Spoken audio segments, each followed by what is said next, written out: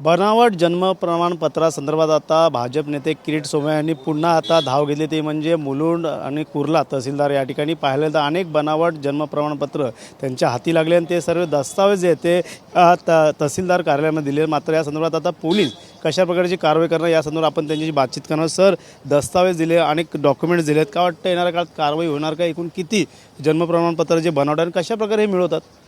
आपण बघितलं तासभर मी इथे ठिय्या आंदोलन केल्यानंतर आता पोलिसनी FIR दाखल करण्याचा निर्णय घेतला आहे। तहसीलदार कार्यालयाने नाही केली तर माझी FIR दाखल होणार। मुलुंड कुर्लापर्यंत 367 बोगस ॲप्लिकेशनचे पुरावे दिले, सोबत काहीच कागदपत्र नाही आहे। मुंबईत असे 1000 आता मुलुंडमध्ये ऑफिशियल FIR दर्ज होत आहे, पण महिनाभरापूर्वी जे मानखुर्द शिवाजीनगरमध्ये गुन्हा दाखल झाला होता त्याचा अंतर्गत मुंबई महापालिका आयुक्ताने आरोग्य अधिकारी प्रदीप शेवाले यांना निलंबित केले आहे। त्यांनी दिलेले 192 जन्म प्रमाणपत्रही रद्द केले आहे।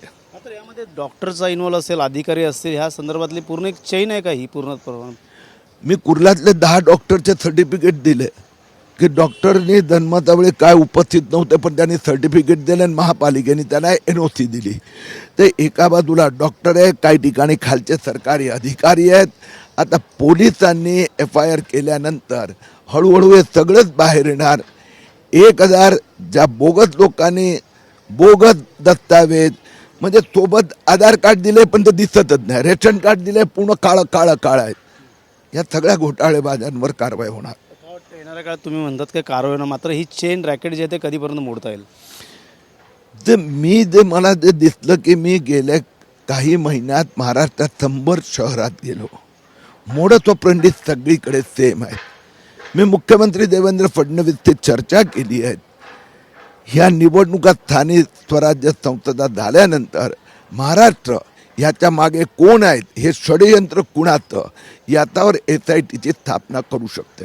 गेल्या काही महिन्यापासून आपण बांगलादेशी असेल, असे डॉक्युमेंट असेल, फर्जी डॉक्युमेंट असेल, आधार कार्ड असेल, याच्यावरती कारवाई करायला सांगतात का? वाटतं जे पोलिसांचं काम आहे, अधिकाऱ्यांचं काम आहे, ते न करता ते तुम्हाला पुढाकार घ्यावा लागतो।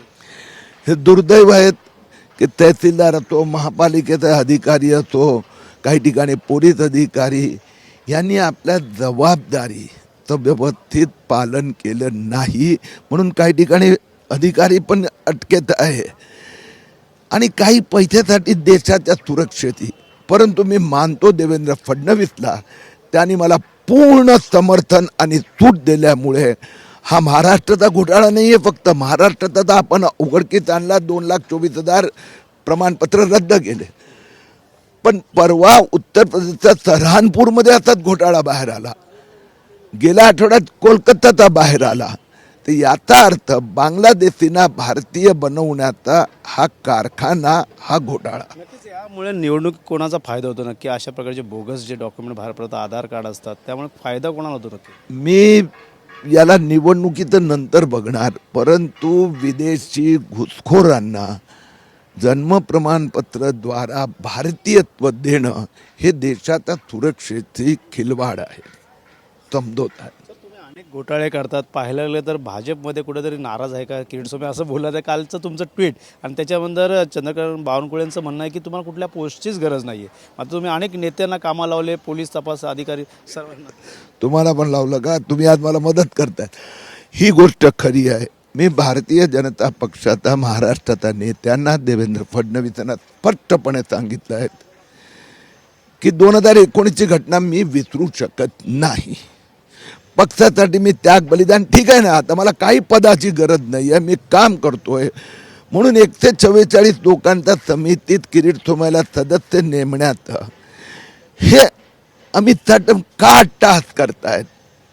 सगळ्यांपेक्षा 1000 पट जास्त काम करतोय आणि करीत राहणार। त्या पदालाच तुम्ही राम ठोकलेला, का वाटतं उमेदवारी न दिल्यामुळे ही अजून नाराजगी कधीपर्यंत? विषय उमेदवारीचा नव्हता, मला पार्टीने त्याच्यापेक्षा खूप उंच बनवलं आहे, पण एक उद्धव ठाकरेचा सांगण्यावरून मला सभेचा मंडपातून काढणं, कार्यक्रमातून काढणं, कार्यालयातून काढणं, फक्त उद्धव ठाकरे ती चापलुती करण्यासाठी.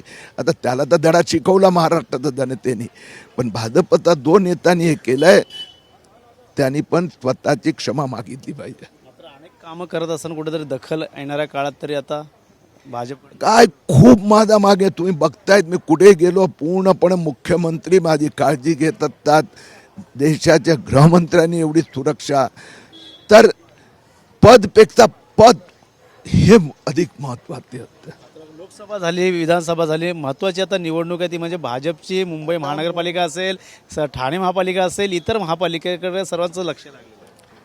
आता आमचं लक्ष आहे बांगलादेशची मुक्त मुंबई करणं आणि त्यासाठी लव जिहाद, वोट जिहाद, लेन जिहाद वाल्याला घरी बसवणं.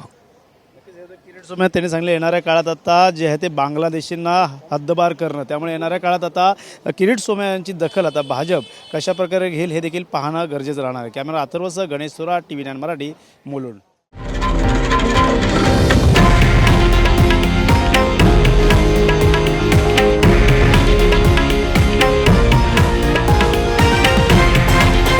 हे आहे देशातील नंबर 1 न्यूज नेटवर्क आणि आपण पाहत आहात TV9 मराठी, एकमेव.